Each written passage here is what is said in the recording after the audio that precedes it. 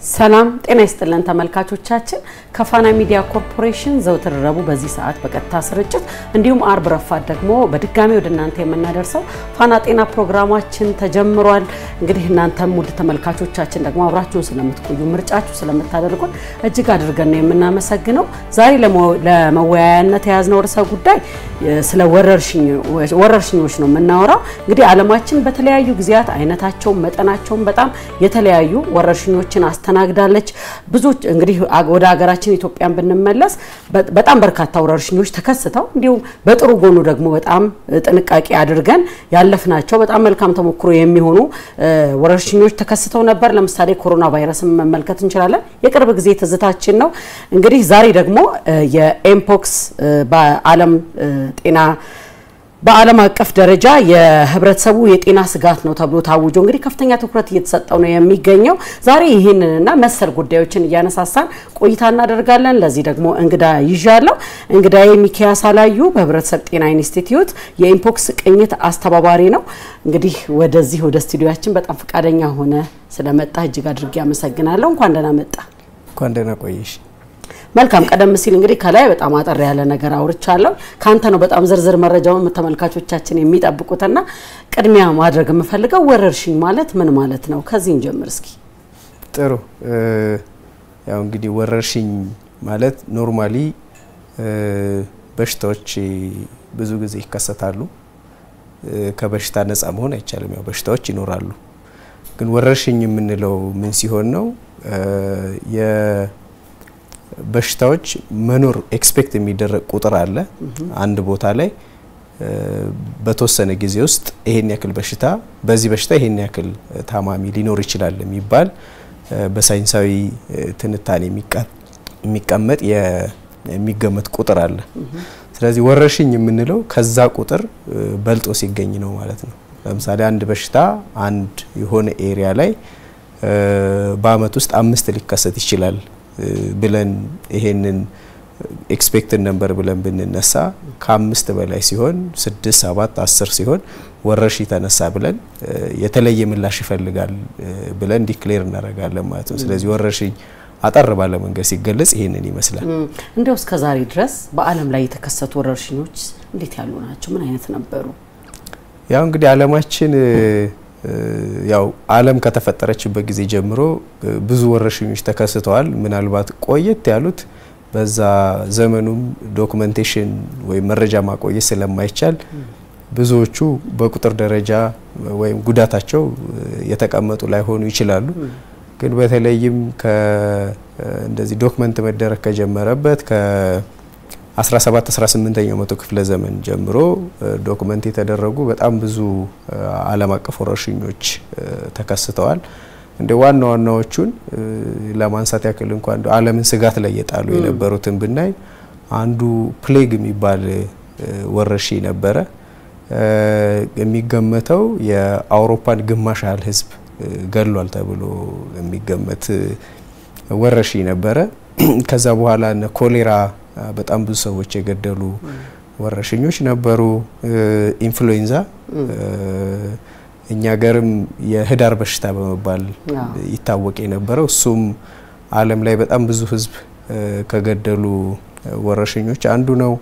ከዛ ወደዚህ ስንመጣ ደግሞ ቀረብ ወዳሉት የኢቦላ ወረርሽኝ ይታወሳል። በተለይም ምዕራብ አፍሪካ አካባቢ እንደ ፈረንጆች አቆጣጠር 2014 2015 አካባቢ ከዛ በቅርብም ወደ 2018 19 እስከ 2020 ድረስ መካከለኛውና እንዲሁም ምስራቅ አፍሪካም አካባቢ ሲከሰት የነበረ ወረርሽኝ እንዲሁም በዓለም አቀፍ ደረጃም የዓለም የጤና ስጋት ተብሎ የተፈረጀ በሽታ ነው። ከዛ ወዲህ በአገራችንም በጣም የምናውቀው የኮቪድ ወረርሽኝ ዓለም ላይ ከ7 ሚሊዮን ሰው በላይ ገድሏል ተብሎ የሚገመት የዓለም ጤና ድርጅት መረጃዎች እንደሚያሳዩት እነዚህ ዋናዎቹ ናቸው። ከዛ አሁን ደግሞ ከረንትሊ በዓለም አቀፍ ደረጃ እንደ ጤና ስጋት ተብሎ የተለየው የኤምፖክስ ወረርሽኝ እነዚህ ዋናዎቹ ናቸው። እንደው ወደ ሀገራችን ደግሞ ስናመጣው እነዚህ ወረርሽኞች በስፋት የተከሰተ ወረርሽኝ በሀገራችን ደረጃ የትኛው ነው? እንዴት ያለው ነው? ያው በሀገራችን ደረጃ አሁን የጠቀስናቸው እነዚህ ዓለም አቀፍ ስጋት የተባሉት ወረርሽኞች ምናልባትም ከኢቦላ ወረርሽኝ ውጪ ብዙዎቹ እኛ ሀገር የሚተከሰቱ ናቸው። ኮቪድን በደንብ የምናስታውሰው ነው የቅርብ ጊዜም ስለሆነ ከዛ ውጪ ደግሞ የዓለም አቀፍ የጤና ስጋት ያልተባሉ እንዲሁም እኛ ጋር የሚከሰቱ ወረርሽኞች አሉ። ለምሳሌ የኩፍኝ ወረርሽኞች በየጊዜው እዚህም እዛም ይከሰታሉ። የኮሌራ ወረርሽኝ እስከ ቅርብ ጊዜ ድረስ የተለያዩ ቦታዎች ላይ ይከሰታል። ከዛም ውጪ ትንሽ ወደ ኋላ መለስ ካል ደግሞ የፖሊዮ ወረርሽኝ ኦፍ ኮርስ የፖሊዮ ወረርሽኝ የዓለም አቀፍ የጤና ስጋትም ነው ተብሎ የተፈረጀ በሽታ ነው። እነዚህ እንደ ዋናዎቹ የወባን ጨምሮ በወረርሽኝ መልክ እየተከሰቱ ናቸው እኛ ሀገር ወደኛ ሀገር ስንመጣ ደግሞ እንደው እነዚህ አሁን ያጠቀስናቸው በዓለም አቀፍ ደረጃም እንዲሁ በሀገራችንም የተከሰቱ ወረርሽኞች ምን አይነት ጉዳቶችን አስከትለው አልፈዋል? ጤናም የኢኮኖሚም የማህበራዊም በጣም ብዙ ቀውሶች ይኖራቸዋልና እንደው እነሱን አጠር ያደረግን ብናነሳ ደስ ይለኛል። ጥሩ ወረርሽኞች እንግዲህ ጉዳታቸው ዘርፈ ብዙ ነው። የመጀመሪያውና እንደው ቀጥታ ጉዳታቸው የምንለው ከሰው ህይወት አንፃር ያለው ነው የምናየው። ሞት ቅድም ስገልጽልሽ እንደነበረው አንዳንዶቹ ወረርሽኞች እስከ 100 ሚሊዮን ህዝብ ገድለው ያለፉ ወረርሽኞች ናቸው። በተለይ እነ ፕሌግን ስናነሳ የኮቪድን በተመሳሳይ ከ7 ሚሊዮን ሰው በላይ ሞቷል። ይሄ በጣም ከፍተኛ ቁጥር ነው እንደ ሰው ህይወት ማጣት ስናየው። ከዛ ውጪ እኛ ሀገር የተከሰቱትም ቢሆኑ እነዚህ የዓለም አቀፍ የጤና ስጋት የሆኑትም እንዲሁም የዓለም አቀፍ የጤና ስጋት ሳይሆኑም እኛ ሀገር የተከሰቱ ወረርሽኞች በሰው ህይወት ላይ ያመጡት ጉዳት ቀላል የሚባል አይደለም። በርግጥ ወረርሽኝ ሲከሰት እንዲሁ ምንም ያክል ኢፈርት ብናወጣ ወይ ምንም ያክል በጥንቃቄ ብንሰራም የሚጠበቁ የሞት ምጣኔዎች አሉ። ስለዚህ ወረርሽኝ ተከሰተ ማለት ሞት ኤክስፔክት ይደረጋል ወይ የሚጠበቅ ጉዳት ነው። ስለዚህ ከጉዳቶቹ የመጀመሪያው ወደ ጭንቅላታችን የሚመጣው የሰው ህይወት ማጣት ይኖራል። ከዛ ከማህበራዊ ህይወት አንፃርም ስናየው የተለያዩ የማህበራዊ ህይወት መቆራረጦች ይከሰታሉ። በተለይ እንደው በጣም እናስታውሰው የኮቪድ ጊዜን ካስታወስን ብዙ የማህበራዊ ክዋኔዎችን አፌክት ሲያደርግ ነበር። ለምሳሌ ለቅሶን፣ ሰርግን እንዲሁም የቤተሰብ መሰባሰብን በጣም ብዙ የማህበራዊ ቀውስ ሲያስከትል የነበረ ነው። ስለዚህ ይሄም አንዱ የወረርሽኞች በማህበራዊ ቀውስ የሚያመጡ ናቸው። ሌላው ደግሞ ከመጀመሪያው ጋር የሚያዝ ሆኖ ለምሳሌ የቤተሰብ አባል በወረርሽኝ ህይወቱን ሲያጣ ቤተሰብ ላይ ማህበረሰብ ላይ የሚፈጠር ቀውስ አለ። ወደ ኢኮኖሚው ስንመጣ አይ ቲንክ ለዚህም በጣም ብዙ ሰው የሚያስታውሰው የኮቪድን ወረርሽኝ ይመስለኛል። ብዙ ሀገሮች ሎክዳውን ከአንድ ሀገር ወደ አንድ ሀገር መሄድ እስከማይቻልበት ደረጃ ደርሶ ነበር። ንግድ ዓለም አቀፍ ንግድ ኦልሞስት ሙሉ በሙሉ ቆሞ ነበረ። የአየር መንገድ እንቅስቃሴዎች ያው እኛ በጣም የምንታወቅበት የአየር መንገዳችን ነው። ስለዚህ ኮቪድ እንደው የኢትዮጵያ አየር መንገድ የተለያዩ ስትራቴጂዎችን ተጠቅሞ ሰክሰስፉል የነበረበት ጊዜ ስለነበረ ነው እንጂ የብዙ ሀገራት አየር መንገዶች ብዙ ኪሳራ ደርሶባቸዋል። ብዙ የንግድ ትልልቅ የምናቃቸው የንግድ ድርጅቶች በኮቪድ ምክንያት በጣም ብዙ ኪሳራ ደርሶባቸዋል። ስለዚህ በኢኮኖሚው አንፃር ስናየው በጣም ከፍተኛ የሆነ ጫና ነው የሚያሳድረው።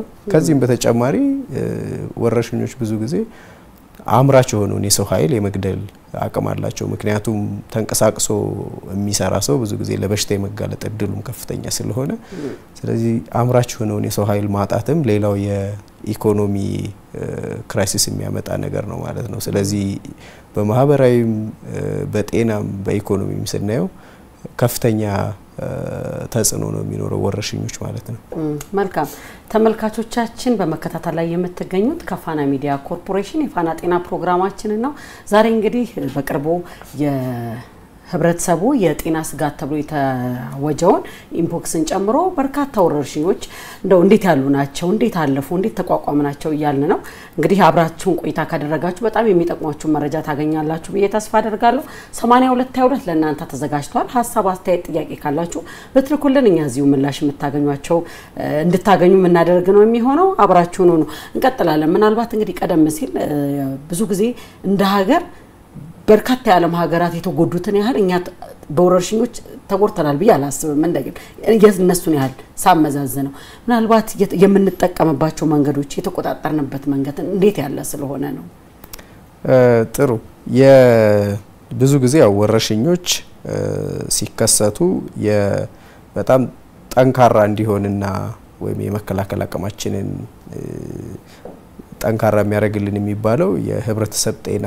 ስርዓታችን ምን ያክል ጠንካራ ነው የሚለው ነው ብዙ ሀገሮች በተለይም አሁን ወደ ምዕራቡ ዓለም ስናይ የሰርቪስ ወይም የህክምና አገልግሎታቸው በጣም የዘመነ ከኛ በእጅጉ የተሻለ የሚባል እንደሆነ ይታወቃል በእርግጥ ከኛም ሀገር ያው ብዙ ሰው ለተለያዩ ህክምናዎች ወደዛ ስለሚሄድ ማለት ነው የህብረተሰብ ጤና ስርዓት ግን ነሰሰርሊ ግዴታ በዛ የክሊኒካል ሰርቪስሽ ወይም የህክምና አገልግሎት ጠንካራ ስለሆነ እንደዚህ አይነት ወረርሽኞች ሲመጡ ጠንካራ ነሽ ወይም የምላሽ አቅምሽ ጠንካራ ነው ማለት አይደለም እሱን ኮቪድ በደንብ ያሳየን ይመስለኛል አንቺም እንደገለጽሽው እኛ ሀገር የተከሰተው የሞትም የህመም ምጣኔ ወደ ምዕራብ አካባቢ ካሉት ሀገራት መጀመሪያ አካባቢ እኛ ሀገር ሳይገባም ስንሰማቸው የነበሩት እነ ጣሊያን ኢንክሉዲንግ አሜሪካ የነበሩትን ያክል አልነበረም እኛ ጋር የተከሰተው ሶ አንዱ ፋክተር የኛ የፕሪቬንሽን ላይ ነው የጤና ስርዓታችን ፕሪቬንሽንን በደንብ ፎከስ ያደረገ የጤና ስርዓት ወይም የመከላከልን ትኩረት ያደረገ የጤና ስርዓት ነው ያለን የመከላከል ላይ ጠንካራ ያለ የጤና ስርዓት መኖሩ አንዱ ጠቅሞናል ብዬ ነው ማስበው ይሄ ምንን ያካትታል ማህበረሰብን ቀድሞ ማንቃት በተለይ ዋናው የመከላከያ መንገድ ማህበረሰብን ማንቃትና ንቁ የሆነ ማህበረሰብ ሲኖርን ደግሞ የመከላከል አቅማችን በደንብ ጠንካራ ይሆናል ማለት ነው ከዛም በተጨማሪ እንደዚህ ወረርሽኞች በሚከሰቱበት ጊዜ ሳይስፋፉ ቶሎ የመለየት ስራ እሱም አንዱ የወረርሽኞችን ጉዳት ለመቀነስ የምንጠቀምበት ሜካኒዝም ነው እንዴት ነው እሱ ቶሎ እንደዚህ አይነት ወረርሽኞች ሲከሰቱ መለየት የምትቺ ከሆነ እዛው ቦታ ላይ በፍጥነት የምላሽ ስራዎችን በመስጠት ወደ ሌላ ቦታዎች ሳይስፋፋና ከፍተኛ ጉዳት ሳያደርስ መከላከል ይቻላል ማለት ነው ሶ የኛ እነዚህ አስፔክታችን ወይም ይሄኛው የጤና ስርዓታችን ጠንካራ ያለ ይመስለኛል መልካም እንደው ወረርሽኞች ጋር ስንመጣ ድንበር የሚሻገሩ ድንበር ተሻጋሪ ወረርሽኞችና ደግሞ እዚህ በአካባቢው የሚከሰቱ የሚባለው የትኞቹ ናቸው ድንበር ተሻጋሪ ወረርሽኝ የምንላቸው የትኞቹ ናቸው እነዛን ለያይተን ብንመለከት ጥሩ በመሰረቱ ወረርሽኝ ድንበር የለው የትኛውም ወረርሽኝ ድንበር ተሻጋሪ ነው ወይም ድንበር የመሻገር አቅሙ አለው ድንበር እንዳይሻገር የሚያደርገው የተከሰተበት ሀገር ላይ ያለውን አይነት ተጋላጭነት ሌላው ሀገር ላይ በዛ መጠን ተጋላጭነት ስለሌለ ነው እንጂ የሚሆነው ወረርሽኝ ሁሉም ይሻገራል ድንበር ሶ በፍጥነት የሚሰራጩና ቶሎ የዓለም አቀፍ ስጋትም የሚሆኑት ሁሉም ሀገር ላይ ወይም ዓለም ላይ በሚባል ደረጃ የመከላከል አቅማችን ዝቅተኛ የሆነባቸው በሽታዎች በጣም በፍጥነት ወረርሽኞቹ ይሰራጫሉ ብዙ ሀገሮችን በአንድ ጊዜ ያዳርሳሉ በሌላ መንገድ ደግሞ የመከላከል አቅማችን ጠንካራ የሆነባቸው በሽታዎች እዛው ተጋላጭ ሆኖ ማህበረሰብ አካባቢ ብቻ የሚቀሩ ይሆናል ማለት ነው ለዚህ በጣም ጥሩ ምሳሌ የሚሆነው በክትባት ልንከላከላቸው የምንችላቸው ወረርሽኞች ጥሩ የክትባት ሽፋን ያለባቸው ሀገሮች ላይ አይከሰቱም የክትባት ሽፋኑ ዝቅ ያለበት ቦታ ላይ ደግሞ በስፋት ይከሰታሉ ስለዚህ የመከላከል አቅም መኖር ያለ መኖር ጉዳይ ነው እንጂ የትኛውም ወረርሽኝ ድንበር የመሻገር አቅም አለው በጣም ቆንጆ እንደው ድንበር ተሻጋሪ ወረርሽኞች አሁን ያልን ነውና የሚከሰቱት በምን አጋጣሚ ነው የመከሰቻ አጋጣሚዎች የተለያየ ነው የሚሆነው የሁሉ ነው ምንድናቸው እነዛ አጋጣሚዎች ያው ወረርሽኞች በሽታዎች እንዳጠቃላይ ሊከሰቱ የሚችሉት በተለይም ወደ ወረርሽኝ ሊቀየሩ የሚችሉት አንደኛ ቅድም እንዳልኩት የማህበረሰቡ የመከላከል አቅም ዝቅተኛ ከሆነ ነው። ይሄ ምን ያካትታል? የጤና ስርዓቱ ደከም ያለ ከሆነና የነዚህ የመከላከል አገልግሎቶችን በተለይ በደንብ የማይሰጥባቸው አካባቢዎች ሲሆኑ አንዱ ወረርሽኝ እንዲከሰት ምቹ ሁኔታ የሚፈጥሩ ነገሮች ናቸው። ሌላው ደግሞ የበሽታው ወይ በሽታ አምጪ ተዋሲያኑ የራሱ ባህሪዎች አሉት። አንዳንድ በሽታ አምጪ ተዋሲያን ለምሳሌ ቫይረሶች በተለይ ራሳቸውን ይቀያይራሉ።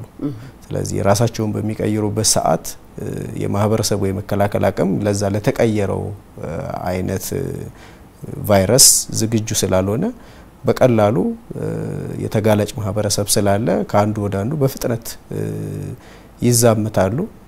ሌሎች ፋክተሮች እንደ የአየር ንብረት ለውጥ ለእንደዚህ አይነት በተለይ በእነዚህ በቬክተር ወይም በነፍሳት የሚተላለፉ በትንኝ የሚተላለፉ በሽታዎችን በማመቻቸት ወይም በማፋጠን ረገድ ትልቅ አስተዋጽኦ ይኖረዋል። ሶ እንደ አጠቃላይ ስናየው የበሽታ አምጪ ተዋሲያኑ ራሱን የመቀየርና ቶሎ ቶሎ የመዛመት አቅም ሲደመር የማህበረሰቡ የተጋላጭነት ሁኔታ ሁለቱ ለወረርሽኝ መከሰት ኮንትሪቢዩት ያደርጋሉ ወይ ማስተዋጽኦ ያደርጋሉ ማለት ነው። ምናልባት ቀደም ሲል አንተም ጠቀስ አድርገዋል የአየር ንብረት ለውጥ ተጋላጭ የሚሆነው ምንድነው ወይም ለዛ ተጋላጭ የሚሆኑ አካባቢዎች እንደው እንዴት ያሉ ናቸው? ጥሩ የአየር ንብረት ለውጥ ዘርፈ ብዙ ነው ጉዳቱ። እንደው በምሳሌ ብናይ የአየር ንብረት ለውጥ ጎርፍ ያመጣል፣ በተቃራኒው ደግሞ ድርቅ ያመጣል። ጎርፍ በሚያመጣበት ሰዓት በጣም ብዙ ኢንፍራስትራክቸሮችን ወይ መሰረተ ልማቶችን ሊያፈርስ ይችላል። በተለይ የጤና መሰረተ ልማቶችን እንዲሁም እነዚህ እንደ ሽንት ቤት አይነት መሰረተ ልማቶችን ሲያፈርስ በቀላሉ እነዚህ በምግብና ውሃ የሚተላለፉ በሽታዎች ወረርሽኞች በቀላሉ ሊከሰቱ ይችላሉ። ለዚህ በጣም ቲፒካል ኤግዛምፕል የሚሆነን የኮሌራ ወረርሽኝ ጎርፍ በሚከሰትበት ጊዜ እነዚህ የሽንት ቤት እና ተያያዥ ነገሮች በሚፈርሱ እነዚህ የቆሻሻ ማስወገጃዎች በሚበለሻሹበት ጊዜ በፍጥነት የኮሌራ ወረርሽኝ ሊነሳ ይችላል። በሌላ መንገድ ደግሞ የአየር ንብረት ወቅቱን ጠብቆ የማይዘንቡ ዝናቦች የተለያዩ ቦታዎች ላይ ውሃ እንዲያቆር ያደርጋሉ። እነዛ ያቆሩ ውሃዎች ደግሞ በሽታ ለሚያስተላልፉ ትንኞች በተለይ እነዚህ ቬክተር ቦርን ዲዚዝ ለምንላቸው በጣም ጥሩ ምቹ ሁኔታ ይፈጥራሉ፣ ወባን ጨምሮ ማለት ነው። እነ ወባ፣ ዴንጊው፣ ቺኩንጉንያ የምንላቸው በሽታዎች በእንደዚህ አይነት ሁኔታዎች በጣም በቀላሉ ሊተላለፉ የሚችሉ ናቸው። በሌላ መንገድ ደግሞ ቅድም ድርቅ ያመጣል ብዬሻለሁ። ድርቅን ተከትሎ ደግሞ በተለይ ህፃናት ላይ የምግብ እጥረት ይከሰታል። የምግብ እጥረት ያለባቸው ህፃናት ደግሞ የበሽታ የመከላከል አቅማቸው ትንሽ ስለሆነ ሁሉም በሽታዎች ወደ ወረርሽኝ የመቀየር እድል አላቸው።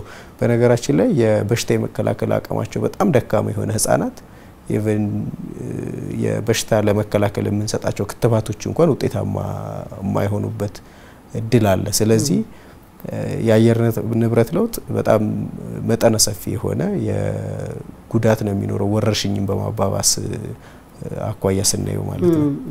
ለወረርሽኝ እንዳይከሰት ቀድሞ መከላከል ይቻላል? በትክክል ይቻላል። እንደ ወረርሽኞቹ ሁኔታ ይለያያል። ቅድም ስገልጽልሽ እንደነበረው አንዳንድ ወረርሽኞች እንደ አዲስ የሚከሰቱ ወይም ከዚህ በፊት ያልነበሩ ለምሳሌ እንደ ኮቪድ አሁን አዲስ ኢመርጅ ያደረገ ቫይረስ ነው። ስለዚህ ለሱ እንደው ለምላሽ ዝግጁ የሆነ የጤና ስርዓት ሊኖርሽ ይችላል እንጂ በሽታውን ለመከላከል የሚሆን ክትባትም ሳይመጣ ልትሰሪ አትችይም። ክትባት ለመስራት በሽታው መታወቅ አለበት። ሌሎች የመከላከያ መንገዶቹ በሽታው ከተከሰተ በኋላ ነው የሚታወቁት።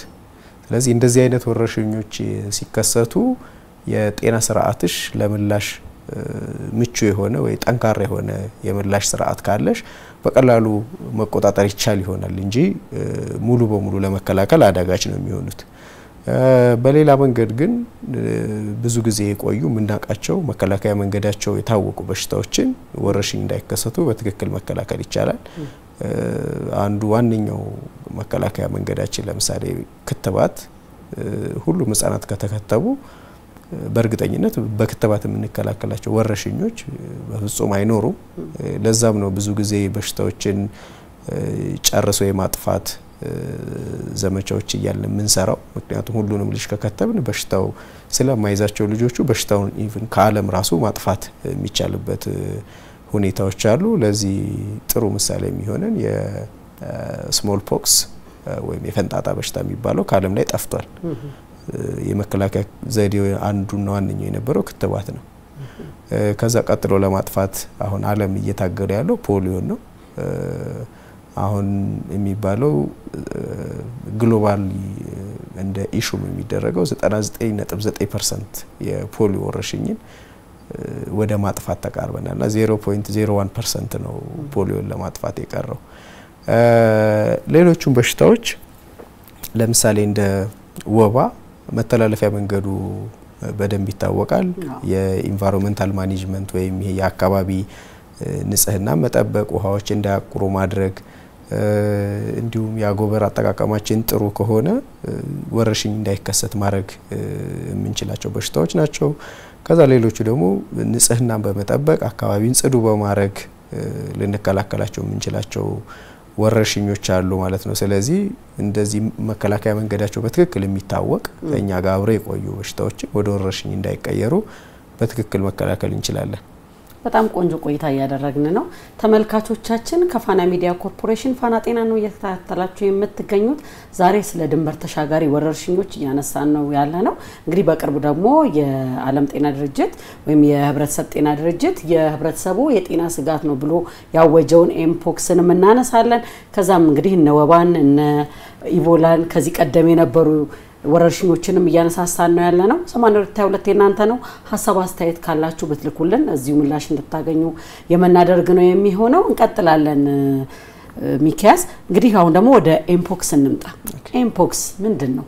አሁን በጣም በትኩረት ሚዲያዎች ሁሉ የሶሻል ሚዲያው በደንብ ተቆጣጥሮናልና ምን ማለት ነው ኤምፖክስ ማለት? ከዚህ እንጀምር። እሺ ኤምፖክስ እንግዲህ ያው ቫይረስ የሚተላለፍ በሽታ ነው። ኤምፖክስ በሚባል ቫይረስ ከሰው ወደ ሰው እንዲሁም ከእንስሳት ወደ ሰው የሚተላለፍ በሽታ ነው። ከዚህ በፊት ብዙ ጊዜ የሚታወቀው ከእንስሳት ወደ ሰው የሚተላለፍ በሽታ ተብሎ ነበር። ከተወሰነ ጊዜ ወዲህ ደግሞ በተለይም ከ2022 እንደ ፈረንጆች አቆጣጠር ወዲህ ከሰው ወደ ሰው በብዛት እየተላለፈ ያለ በሽታ ነው። በነገራችን ላይ አዲስ በሽታ አይደለም። ኤምፖክስ ወደ 1970 በፈረንጆቹ አቆጣጠር አካባቢ ነው ለመጀመሪያ ጊዜ በዲሞክራቲክ ሪፐብሊክ ኦፍ ኮንጎ የተገኘው። ከዛ ጀምሮ በተለይም በምዕራብና መካከለኛው አፍሪካ አካባቢ በተወሰነ መጠን አሁን ባለበት ወይም ከ2022 ወደዚህ ባለበት ደረጃም ባይሆን ሲተላለፍ የቆየ እንዲሁም የተለያዩ ምላሾችም ሲሰጡት የቆየ በሽታ ነው። በተለይ ከ2022 ወደዚህ ግን በብዛት በዛ ያሉ ሀገሮችን ማጥቃት ሲጀምር ወይም ወደ ብዙ የዓለም ሀገሮች መሰራጨት ሲጀምር አንቺም ቅድም እንደጠቀሽው በዓለም ጤና ድርጅት የዓለም አቀፍ የጤና ስጋት ተብሎ ተፈርጇል ወይም ፐብሊክ ሄልዝ ኢመርጀንሲ ኦፍ ኢንተርናሽናል ኮንሰርን ነው የሚባለው። እንዲሁም በአፍሪካ ሲዲሲም የአፍሪካ የበሽታዎች መቆጣጠር ድርጅት በሱም የአህጉሪቱ የጤና ስጋት ተብሎ ተለይቷል ማለት ነው። ስለዚህ በአሁኑ ሰዓት በዓለምም በአፍሪካም የጤና ስጋት ተብሎ የተለየ በሽታ ነው ባጭሩ። ኤምፖክስ በሽታ ነው ቫይረስ ነው ምን ብለን እንጣ? በሽታ ነው ኤምፖክስ። የሚያመጣው ቫይረስ ስሙ ኤምፖክስ ነው። በአጋጣሚ ተመሳስሏል ስማቸው። ስለዚህ ቫይረሱ ሲሆን ኤምፖክስ ቫይረስ እንላለን፣ በሽታው ሲሆን ደግሞ ኤምፖክስ እንላለን። አዎ በጣም ቆንጆ። እንግዲህ ይሄንኑ በተመለከተ አንድ አጭር መሰናዶ አዘጋጅተናል። እሱን ተከታትለን እንምጣ። ጥሩ ተመልካቾቻችን ፋና ጤና ላይ ነው ያላችሁት። ተመልሰን እንገናኛለን። ኤምፖክስን በተመለከተ ያዘጋጀነው መሰናዶ እንድትከታተሉ እንጋብዛለን። አብራችሁ ነው።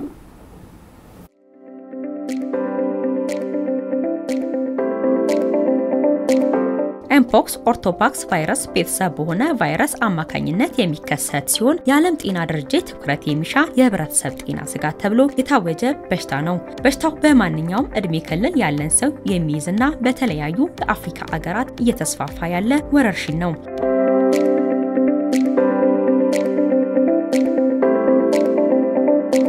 ኤምፖክስ በሽታ መተላለፊያ መንገዱ በበሽታው ከታመመ ሰው ጋር በሚኖር የቅርብ ንክኪ ማለትም ከሰውነት የሚወጣ የደም ወይም ሌላ ፈሳሽ ንክኪ በትንፋሽና በግብረ ስጋ ግንኙነት በመሳሳም የሚተላለፍ ሲሆን የበሽታው ምልክቶችን ለማሳየት ከ5 እስከ 21 ቀናት ሊቆይ ይችላል። ከፍተኛ ትኩሳት፣ ራስ ምታት፣ የጀርባና የጡንቻ ህመም፣ የኢቲዎች ማበጥ፣ ለመተንፈስ መቸገር፣ የድካም ስሜትና የቆዳ ላይ ሽፍታ ከምልክቶቹ መካከል ተጠቃሾቹ ሲሆኑ ምልክቶቹ ትኩሳት ከጀመረበት ከ1 እስከ 3 ቀናት ውስጥ በማንኛውም የሰውነት ክፍል ላይ የሚታይ እና በፊትና በእግር ላይ ደግሞ የበለጠ የመታየት እድል ያለው ነው።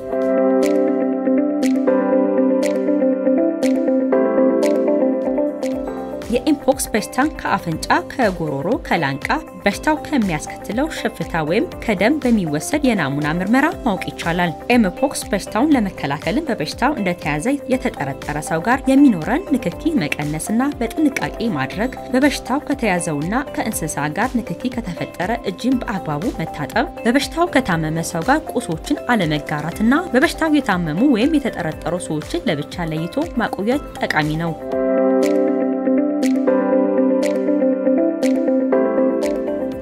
በተጨማሪ ምልክቶቹ ባሉባቸው ታካሚዎች አካባቢ አፍና የአፍንጫ መሸፈኛዎችን በመጠቀም የኤምፖክስ መሰል ሽፍታ የሚታይባቸው ሰዎች ጋር ባለመነካካትና ታካሚዎቹ የተጠቀሙባቸው ቁሳቁሶች፣ አልባሳትና መኝታ በአግባቡ ሳያጸዱ ባለመጠቀም የግልና የእጅ ንጽህና በመጠበቅና ተገቢውን ጥንቃቄ በማድረግ መከላከል ይቻላል።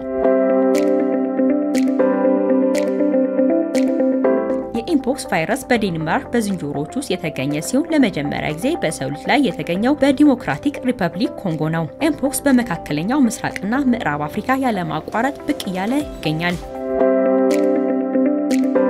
ከ1970 በኋላ የኤምፖክስ በሽታ በመካከለኛው እና ምስራቅ አፍሪካ ክላድ 1 እና በምዕራብ አፍሪካ ክላድ 2 አልፎ አልፎ ተነስቷል። እንደ አውሮፓውያን አቆጣጠር በ2003 በዩናይትድ ስቴትስ ኦፍ አሜሪካ የተከሰተው ወረርሽኝ ከውጭ ከሚገቡ የዱር እንስሳት ክላድ 2 ጋር የተያያዘ ነበር። ከ2005 ጀምሮ በዲሞክራቲክ ሪፐብሊክ ኮንጎ በየዓመቱ በሺዎች የሚቆጠሩ የተጠረጠሩ ህሙማን ሪፖርት ያደርጋሉ።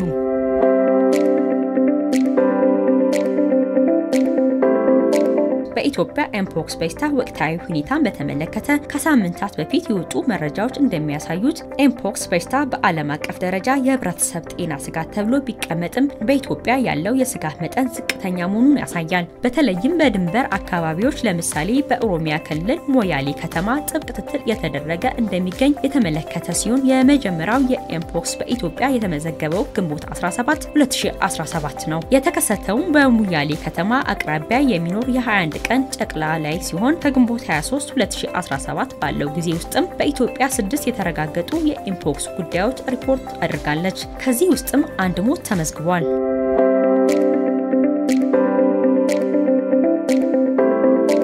አሁን ላይም የጤና ሚኒስቴርና የኢትዮጵያ ህብረተሰብ ጤና ኢንስቲትዩት የአገር አቀፍ አደጋ ጊዜ ምላሽ የተገበሩ ሲሆን በትግበራውም የክትትል እና የግንኙነት ክትትል ማሻሻል፣ አፋጣኝ ምላሽ የሚሰጡ ቡድኖችን ማቋቋም እንዲሁም ንክኪዎችን ለመከታተል እና ሊከሰቱ የሚችሉ አዳዲስ ኢንፌክሽኖችን ለመከታተል ወደ ትግበራ ገብተዋል።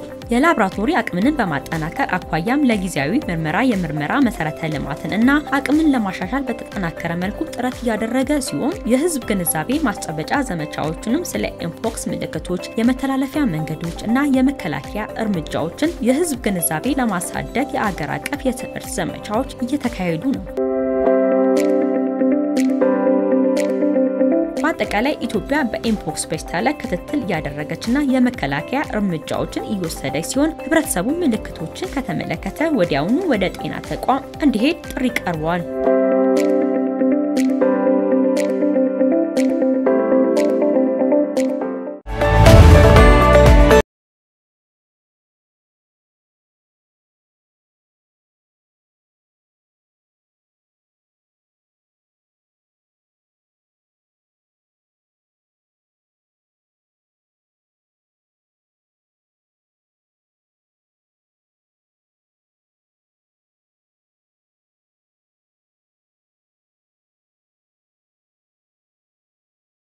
የተወደዳችሁ ተመልካቾቻችን ከፋና ሚዲያ ኮርፖሬሽን በቀጥታ ስርጭት እየተከታተላችሁ የምትገኙት የፋና ጤና ፕሮግራማችን ነው።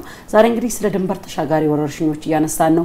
አሁን ደግሞ መተን ከድንበር ተሻጋሪ ወረርሽኞች መካከል አንዱ የሆነውን ኤምፖክስ እያነሳን ያለነው ቀደም ሲል እንግዲህ ባልደረባይ ነጻነት ባደግ ያዘጋጀችው መረጃ ይሄንኑ የተመለከተ ነው። ኤርሚያስ ሚኪያስ ይቅርታ ወዳንተ ተመልሻለሁ። እንደው ኤምፖክስ እንዴትና በምን ይተላለፋል? ጥሩ ያው ወደ መተላለፊያ መንገዶቹ ከመምጣቴ በፊት እንደው በዓለም አቀፍ ደረጃ ኤምፖክስ በአሁኑ ሰዓት ምን ይመስላል የሚለውን ባነሳ ያው ቀደም እንደገለጽኩት በዓለም አቀፍ ደረጃ በስፋት መዘዋወር የጀመረው እንደ ፈረንጆቹ ከ2022 ጀምሮ የዓለም አቀፍ የጤና ስጋትን ብሎ ከተፈረጀበት ጊዜ ጀምሮ ማለት ነው። ከዛ ጊዜ ጀምሮ በዓለም አቀፍ ደረጃ ወደ 130 አካባቢ የሚሆኑ ሀገሮች በዚህ በኤምፖክስ ወረርሽኝ ተጠቅተዋል። በዛም ከ140 ሺህ በላይ ታማሚዎች በዓለም አቀፍ ደረጃ ሪፖርት ተደርጓል። በእነዚህ ጊዜያት ከአፍሪካ ከ38 ሺህ በላይ የሚሆኑ ታማሚዎች ይሆናሉ ሪፖርት የተደረጉት። አብዛኞቹ ከመካከለኛውና ምዕራብ አፍሪካ አካባቢ ሪፖርት የተደረጉ በሽታዎች ናቸው። ከቅርብ ጊዜ ወዲህ ደግሞ ይሄው በእኛ አካባቢም ማለትም በምስራቅ አፍሪካ አካባቢ የተከሰተ ይገኛል። ያው በእኛ ሀገርም ከሁለት ሳምንት በፊት ያው በሚዲያ ክብርት ሚኒስተሯም እንዲሁም የኢትዮጵያ ሕብረተሰብ ጤና ኢንስቲትዩት የሥራ ኃላፊዎችም እንደገለጹት የኤምፖክስ ቫይረስ መገኘቱን አሳውቀናል ማለት ነው። ስለዚህ ከዛ ጊዜ ጀምሮ የተለያዩ ስራዎች እየተሰሩ ይገኛሉ። ወደ መተላለፊያ መንገዶቹ ስመጣ ያው ቀደም በስክሪኑም ላይ የተወሰኑት የመተላለፊያ መንገዶች ሄደዋል። በዋናነት የኤምፖክስ ቫይረስ ከሰው ወደ ሰው ወይም ከእንስሳት ወደ ሰው የሚተላለፈው በንክኪ ነው። በንክኪ ስንል ምን ያካትታል? አንደኛ ቀጥታ ንክኪ ማለት ኤምፖክስ በሽታ የተያዘ ሰው ካልተያዘ ሰው ጋር የቀጥታ ንክኪ ሲኖረው በመጨባበጥ ሊሆን ይችላል፣ ወይም አብሮ ሲሄዱ ተጠጋግተው በመሄድ ሊሆን ይችላል፣ ሲተላለፉ ሊሆን ይችላል፣ አብረው የሚተኙ ሰዎች ሊሆኑ ይችላሉ። ይሄ በቀጥታ ንክኪ ሲሆን ኤምፖክስ በሽታው ካለበት ወደ ሌለበት ሰው ይተላለፋል ማለት ነው። ይሄ ዋናው የመተላለፊያ መንገድ የሚባለው ይሄ ነው።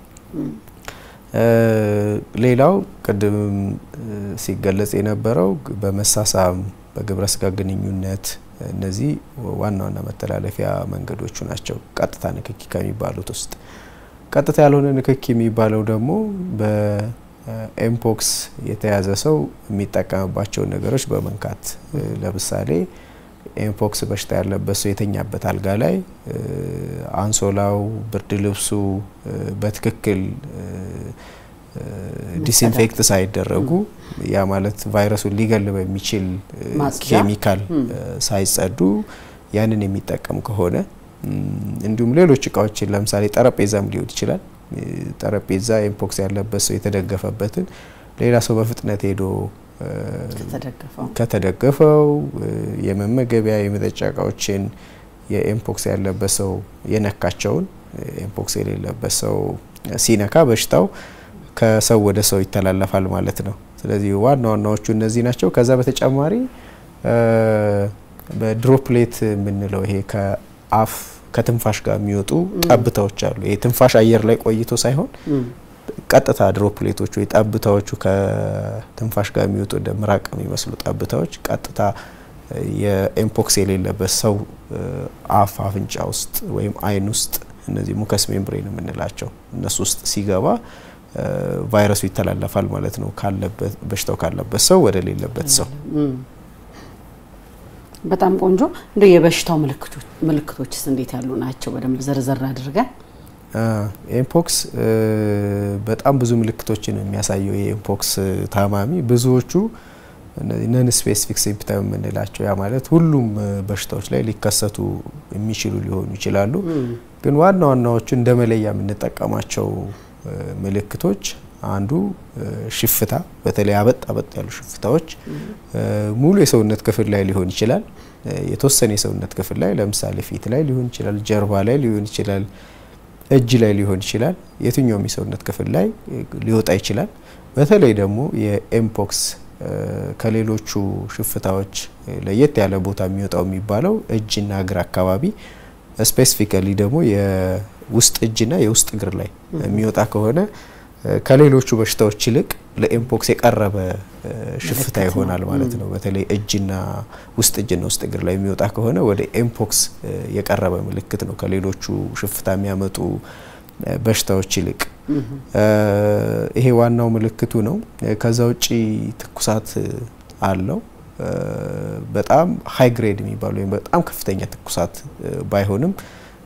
የትኩሳት የመጨመር መጠን እንዲጨምር ያረጋል የድካም ስሜት ያመጣል ከዛ በተጨማሪ የህመም ስሜቶች የሰውነት የመድከም የመታመም የህመም ስሜት የመሰማት ስሜት የጡንቻዎች የመድከም እንዲሁም የጡንቻዎች ላይ የሚከሰቱ የህመም ስሜቶች ከዛ በተጨማሪ ደግሞ የማሳከክ እነዚህ ሽፍታዎቹ ሊያሳክኩ ይችላሉ የእጢ ማበጦች ወይም ሊምፋዲኖፓቲ የምንለው እነዚህ የብብት ስር ያሉ አንገት ስር ያሉ እነሱ እጢዎች ያብጣሉ ስለዚህ በሚያብጡበት ጊዜ የህመም ስሜትም ይኖራቸዋል ስለዚህ እነዚህ ዋና ምልክቶቹ ናቸው ኤምፖክስ በሽታ ልንለይበት የምንችለው ግን እንዳልኩሽ ብዙዎቹ ምልክቶች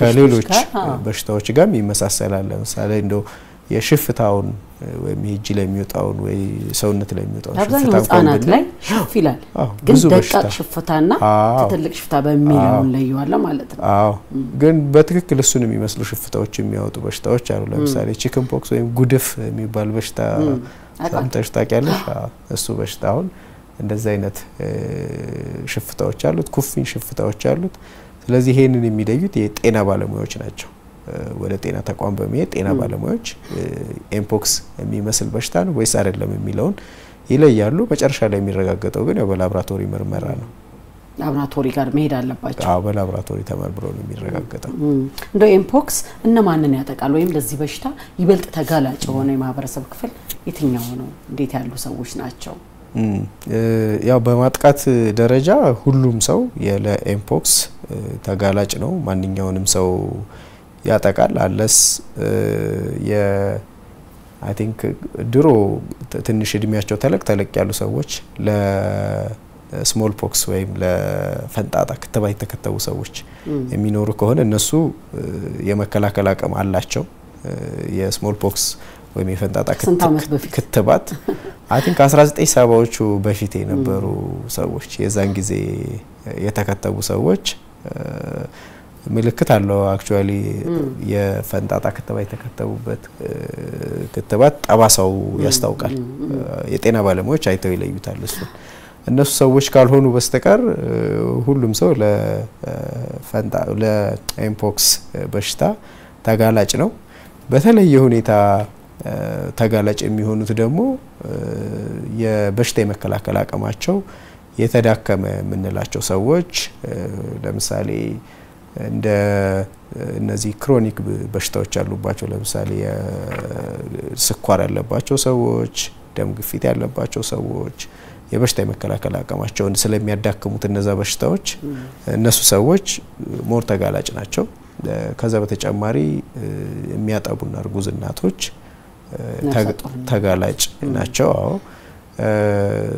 ከዛ ውጪ ህፃናት የበሽታ የመከላከል አቅማቸው በደንብ ስላልዳበረ እነሱም ተጋላጭ ይሆናሉ በሌሎች ተጓዳኝ በሽታዎች የተያዙ እንደ ኤችአይቪ በሽታ ያለባቸው ሰዎች በተለየ ሁኔታ ለኤምፖክስ በሽታ ተጋላጭ ናቸው ማለት ነው ጠቅላላ ሲደረጉ የበሽታ የመከላከል አቅማቸው ደካማ የሆኑ ሰዎች ቅድም ከክላይሜት ቼንጅ ጋር ወይም አየር ንብረት ለውጥ ጋር ተያይዞ ስናነሳ የነበረው የምግብ እጥረት በብዛት ያለባቸው ቦታዎች ላይ ያሉ ህፃናት በተለይ ህፃናት የሚያጠቡና ነፍሰ ጡር እናቶች በተለየ ሁኔታ ተጋላጭ ይሆናሉ ማለት ነው።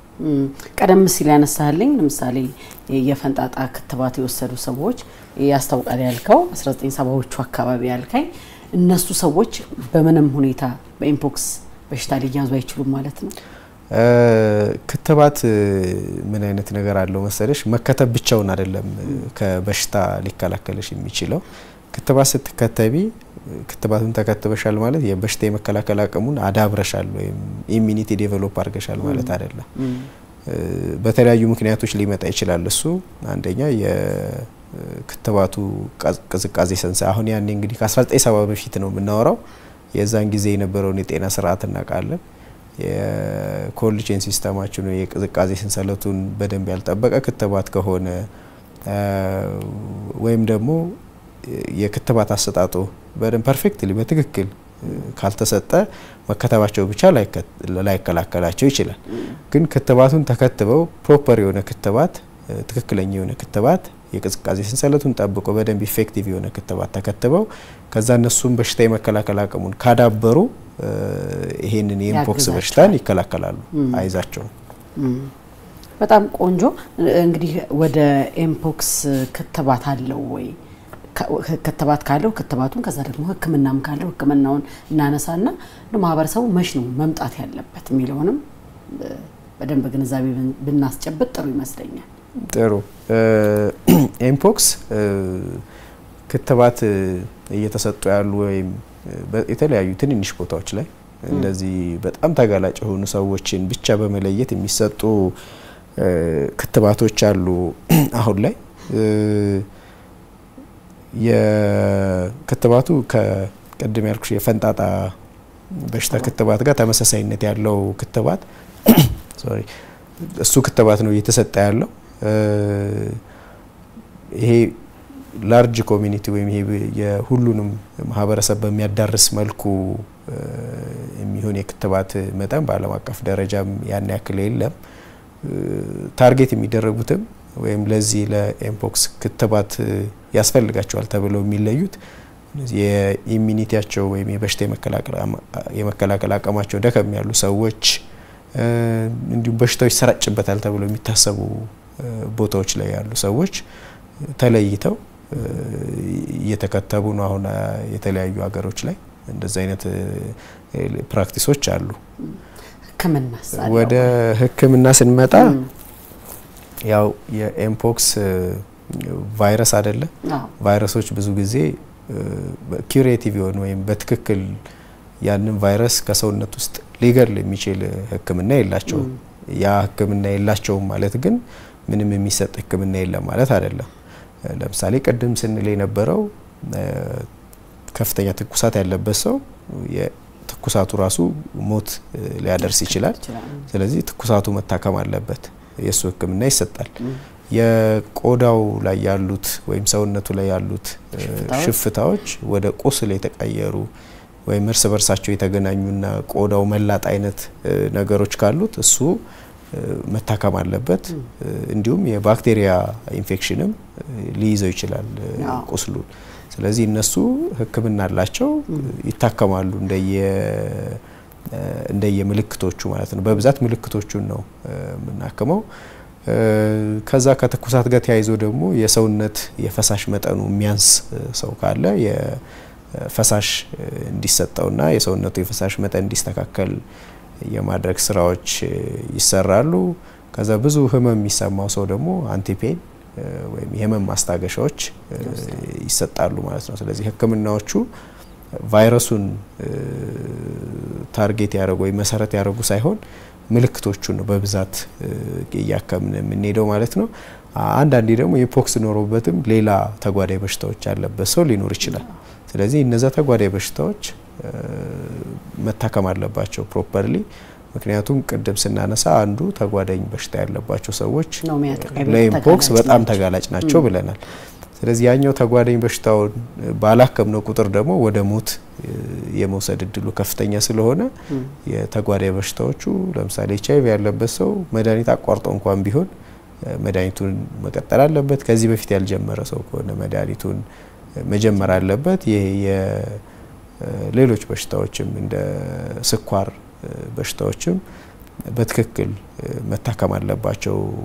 ኤምፖክስ ያለበት ሰው ሲሆን ደግሞ በተለይ እንደው ማህበረሰቡስ ምን አይነት ጥንቃቄዎችን ማድረግ አለበት? ለምሳሌ ወረርሽኞች ሲከሰቱ ይሄ አሁን ያለንበትንም የኤምፖክስም ሊሆን ይችላል ከዚህ በኋላ ሆነ አጋጣሚ እንደ ወረርሽኞች ቢከሰቱ ማህበረሰቡ ምን አይነት ቅድመ ጥንቃቄ ማድረግ አለበት? በደንብ ወደ ማህበረሰብ ጥንቃቄ ስንመጣ ያው መጀመሪያም ላይ ስናነሳ ነበር የኢትዮጵያ ውስጥ የተከሰቱ ወረርሽኞች እንዴት እንደሌሎቹ የዓለም ሀገራት ከፍተኛ ጉዳት አላደረሱም የሚል ሐሳብ እያነሳን ነበር። ከዚህ ውስጥ አንዱ ትልቁን ድርሻ የሚወስደው የማህበረሰብ ጥንቃቄ ነው። ምንም አይነት የጤና ባለሙያው የጤና ስርዓቱ የቱንም ያክል ቢለፋ የማህበረሰብ ጥንቃቄ ካልታከለበት ሰክሰስፉሊ ወይ ውጤታማ በሆነ መንገድ ወረርሽኝን መከላከል ወይ መቆጣጠር አይቻልም። ስለዚህ እንዳጠቃላይ ወረርሽኝን ለመከላከል የሚወሰዱ ጥንቃቄዎች እንደ ወረርሽኙ ሁኔታዎች ይለያያሉ። ቀደም ስናነሳ ነበር የወባ መከላከያ መንገድ ከኩፍኝ ከፖሊዮ ከኤምፖክስ መከላከያ መንገዶች ጋር አይገናኝም። ስለዚህ ለየበሽታዎቹ ወይም ለየወረርሽኝ ሊያስከትሉ ለሚችሉ በሽታዎች የተቀመጡ የጥንቃቄዎች አሉ። በተለይ በማህበረሰብ ደረጃ መከወን ያለባቸው ስራዎች እሱን ጤና ባለሙያዎቻችን በተለያየ ጊዜ ወረርሽኝ በሚነሳበትም ጊዜ ጤና ተቋም ሰው በሚሄድበት ጊዜ የትምህርት አገልግሎት ይሰጣሉ። ሚዲያዎችንም በመጠቀም የተለያዩ የትምህርት አገልግሎቶች ይሰጣሉ። ስለዚህ እነሱን ለሁሉም ወረርሽኞች የሚሰጡትን የመከላከያ መንገዶች ማህበረሰቡ ቢተገብራቸው ራሱንም አካባቢውንም ከወረርሽኝ እንዲሁም ከበሽታም መከላከል ይቻላል። እንደውም ቀደም በሽታዎችን ማጥፋትም ይቻላል ያልኩሽ ወደዛ ወደ ማጥፋቱም መሄድ ይቻላል። ለምሳሌ እንደው ኮሌራን ብናነሳ የማህበረሰቡ የሽንት ቤት አጠቃቀም በጣም ጥሩ ከሆነ ውሃን አክሞ የመጠቀም ልምምዳችን በጣም በጥሩ ሁኔታ ከተሰራ ኮሌራ የሚባልን በሽታ ማጥፋት የሚቻልበት ደረጃ ላይ መድረስ ይቻላል። ወደ ኤምፖክስ ስንመጣ ከመተላለፊያ መንገዶቹ ጋር ይገናኛሉ የመከላከያ መንገዶቹ። ምክንያቱም ለመከላከል በምን እንደሚተላለፈው የሚለውን ማወቅ ይኖርብናል። ስለዚህ ቀደም መከላከያ መንገዶችን ስናወራ አንዱ ዋነኛው ቀጥታ ወይም ቀጥተኛ ያልሆነ ንክኪ ነው ያለው። ስለዚህ በተቻለ መጠን የኤምፖክስ የተጠረጠረ ሰው ሊሆን ይችላል ወይም በሽታው መኖሩ በላቦራቶሪ የተረጋገጠ ሰው ንክኪ መቀነስ፣ እንዲሁም ኤምፖክስ ከተያዘ ሰው ጋር ንክኪ ያለው ሰው ጋርም በተቻለ መጠን የንክኪዎችን መቀነስ ወይም ማስወገድ ያስፈልጋል። ሌላው ደግሞ በግብረ ስጋ ግንኙነት ይተላለፋል ብለናል። ስለዚህ እሱን እነዚህ በተለይ መልቲፕል ሴክሹዋል ፓርትነርስ የሚባሉትን የተለያዩ ብዙ የግብረ ስጋ ግንኙነት ጓደኞች ያሏቸው ሰዎች እሱን መታቀብ ወይም መመጠን ያስፈልጋል። ከዛ ውጪ ከትንፋሽ ጋር በሚወጡ ድሮፕሌቶች ወይም ነጠብጣቦች ይተላለፋል ብለናል። በተቻለ መጠን ከቅርርቦችን ቀነስ ማድረግ ወይም ማስክ መጠቀምም እንዲሁ ከበሽታው ካለበት ሰው ወደ ሌለበት ሰው እንዳይተላለፍ ያደርጋል። ከዛ ውጪ ኤምፖክስ በሽታ የተያዘ ሰው ወይም የተጠረጠረ ሰው ወይም ደግሞ ኤምፖክስ ካለበት ሰው ጋር ንክኪ ያለው ሰው የተጠቀሙባቸውን እቃዎች ከመጠቀማችን በፊት ቫይረሱን ሊገሉ በሚችሉ ኬሚካሎች ማጽዳትና ንጹህ ማድረግ እነ ሳኒታይዘር አሁንም ይጠቅማሉ ያስፈልጋል። እነ ሳኒታይዘር በረኪና ሁሉም ጥቅም ላይ ይውላሉ። እነዚህ በሽታ አምጪ ተዋሲያን ሊገሉ የሚችሉ ነገሮች በሙሉ የፕሪቬንሽን ወይም የመከላከል አቅማቸው ስቲል ይሰራል ማለት ነው። ከዛ ውጪ ንጽህና መጠበቅ በዋናነት ደግሞ ኤምፖክስ ያለበት ሰው በተለይ አሁን ከማያውቃቸው ሰው ጋር ብዙ ጊዜ የሚያሳልፍ ሰው ኤምፖክስ ይኖርባቸው አይኖርባቸው ተጠርጣሪ ሆኑ አይሆኑ ስለማያውቅ ሁሌም ንጽህና መጠበቅ፣ እጅ መታጠብ በሳሙና እንዲሁም ሳኒታይዘር መጠቀም እነዚህ ጥሩ ፕራክቲሶች ናቸው ማለት ነው ለመከላከል። እንደው ማህበረሰቡ ከላይ ቀደም ብለን የጠቃቀስናቸው ምልክቶች በአንድ አካባቢ በሚዘዋወርበት ቦታ በአካባቢው ቢመለከት የት ይሄድ መጀመሪያ ምን ያድርግ? ምናልባት ጥቆማ መስጠት ካለበት ለማን እንዴት መቼ እነዚህ ነገሮች እንበል። ጥሩ ይሄም በነገራችን ላይ አንዱ መከላከያ መንገድ በበሽታ የተጠረጠሩ ሰዎችን ቶሎ ማግኘትና በሽታው ሳይሰራጭ ለነሱ ተገቢ ሕክምና መስጠት፣ ሌሎችንም ሰዎች ደግሞ ከነሱ በሽታውን እንዳይወስዱ ወይም እንዳይተላለፍባቸው ማድረግ አንዱ የመከላከያ መንገድ ነው እና early detection is a prevention እንላለን። ቶሎ ማግኘት በሽታውን አንዱ የመከላከያ መንገድ ነው። ማህበረሰቡ ቀደም የጠቀስናቸውን አይነት ምልክት ያለበት ሰው በሚገኝበት ጊዜ ወይም ደግሞ በእነሱ አረዳድ ኤምፖክስ ሊኖርበት ይችላል ብለው ያሰቡትን ሰው ሲያዩ ወይም ራሳቸው በራሳቸው አረዳድ ኤምፖክስ ሊኖርብኝ ይችላል እነዚህ ምልክቶች ይመስላሉ ብለው ባሰቡ ጊዜ የመጀመሪያው ወደ አካባቢያቸው የሚገኝ ጤና ተቋም በአካል መሄድ ወይም መደወል የሚችሉበት አጋጣሚ ካለ ደውሎ መጥራት የመጀመሪያው አማራጭ ነው። ከዛ በተጨማሪ ሌሎች አማራጮችም አሉ። በተለይ የኮቪድ ጊዜን በደንብ የምናውቀው 8335 መደወል ኢትዮጵያ ህብረተሰብ ጤና ኢንስቲትዩት ውስጥ ነው የሚኖረው። 24 ሰዓት አገልግሎት ይሰጣል። ስለዚህ በሱ በመደወል ጥቆማዎችን መስጠት በነገራችን ላይ 8335 ብዙ ጥቆማዎችን እየተቀበልን ነው። አሁንም እኛ ገር ገባ ብለን ካወጅንበት ጊዜ ጀምሮ ጥቆማዎችን እየተቀበልን እንገኛለን። ከዛ በተጨማሪ ጤና ሚኒስቴር ላይ ያለው በተለይ በኤችአይቪ ፕሮግራም በደንብ የምናውቀው 952 አለ። እሱም እንዲሁ ጥቆማዎችን ይቀበላል። ተቀብሎ ወደ አካባቢው ላሉ የጤና ባለሙያዎች ይሰጣል። ከዛ ጤና ባለሙያዎቹ የተጠረጠሩትን ሰዎች ወይም በሽታው አለብኝ ብለው ያመኑትን ሰዎች በመሄድ የማጣራት የኤምፖክስ ተጠርጣሪ ምልክቶችን የሚያሟሉ ከሆነ ደግሞ ናሙና የመሰብሰብና በላቦራቶሪ እንዲረጋገጥ የማድረግ ስራዎች እንዲሁም ሕክምና የመስጠት ስራዎች ይሰራሉ ማለት ነው። እንደው በመጨረሻ እንደ ህብረተሰብ ጤና ኢንስቲትዩት አሁን ላይ እየተደረጉ ያሉ ቅድመ ጥንቃቄዎች እንዴት ያሉ ናቸው? እንደው ዝግጅቶች በቀጣይ ምን ያህል ዝግጁ ናችሁ? እንዴት እየተዘጋጃችሁ ነው የሚለውን እናንሳና እንጨርስ። ጥሩ ያው እንግዲህ በሽታው አለ ብሎ ከታወጀበት ጊዜ ጀምሮ በተለይ ኢትዮጵያ ህብረተሰብ ጤና ኢንስቲትዩት የኢንሲደንት ማኔጅመንት ሲስተም ወይም የክስተት አስተዳደር ስርዓት የሚባል ብዙ ጊዜ እንደዚህ ኢመርጀንሲዎች ወይም ወረርሽኞች ሲከሰቱ የህብረተሰብ ጤና አደጋዎች ሲከሰቱ የሚቋቋም አለ። እሱ ተቋቁሞ በትኩረት ስራዎች እየተሰሩ ይገኛሉ። አንዱና ዋነኛው እየተሰራ ያለው ስራ በተለያየ መንገድ ማህበረሰቡን ግንዛቤ መፍጠር የማንቃት ስራዎች ነው። እነሱ በየደረጃው ተጠናክረው እየተሰሩ ይገኛሉ። በፌደራል ደረጃ የሚሰሩ ስራዎች አሉ፣ ኢንክሉዲንግ እንደዚህ የሜንስትሪ ሚዲያዎችን መጠቀም።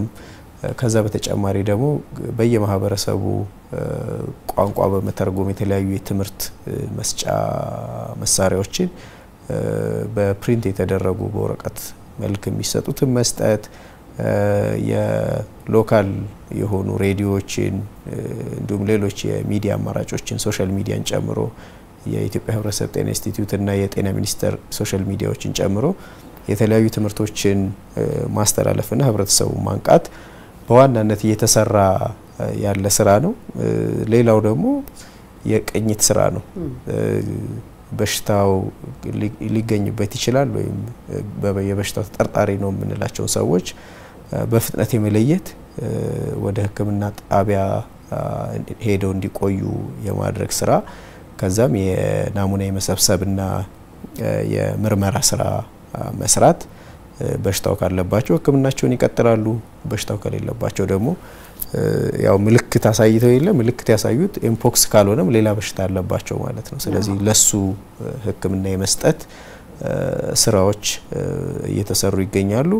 የላቦራቶሪ ምርመራዎችን መስራት፣ ያው ላቦራቶሪ በነገራችን ላይ በ2022 በፈረንጆች አቆጣጠር የዓለም አቀፍ የጤና ስጋት ተብሎ በታወጀበት ሰዓት ኢቭን ወደ ኢትዮጵያ ሳይመጣ በፊት የመመርመር አቅማችንን እዚሁ ሀገር ውስጥ እንዲኖር አድርገን ከዛ ጊዜ ጀምሮ የኤምፖክስ ምልክት የሚመስል ያሳዩ ሰዎችን ስንመረምር ነው የቆየ ነው። ስለዚህ ሀገር ውስጥ የላቦራቶሪ አቅም አለን። እሱን የማጠናከርና ብዙ ቴስቶችን የመስራት ስራዎች እየተሰሩ ይገኛሉ። ከዛ ውጪ የሕክምና አገልግሎት መስጠት በተለያዩ ቦታዎች የለይቶ ማከሚያ ቦታዎች ተዘጋጅተዋል።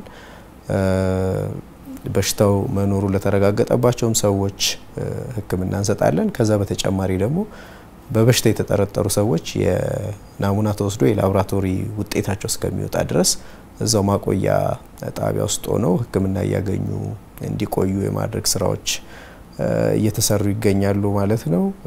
ዋና ዋናዎቹ ይሄን ይመስላሉ እስካሁን እየሰራናቸው ያሉ ስራዎች። ቆንጆ ሚኪያስ አላዩ የህብረተሰብ ጤና ኢንስቲትዩት የኢምፖክስ ቅኝት አስተባባሪ፣ እንግዲህ እዚህ መጣ በጣም የሚጠቅም መረጃ ስለሰጠን እጅግ በጣም አድርጌ አመሰግናለሁ። እኔም አመሰግናለሁ።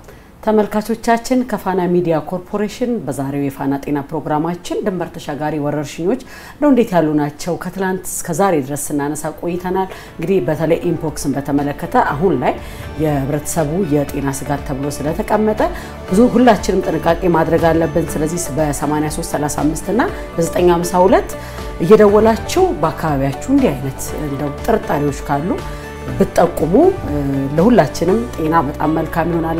ሳምንት በሌላ የጤና ርዕሰ ጉዳይ እንመጣለን። እስከዛው ግን በጤና ቆዩልን።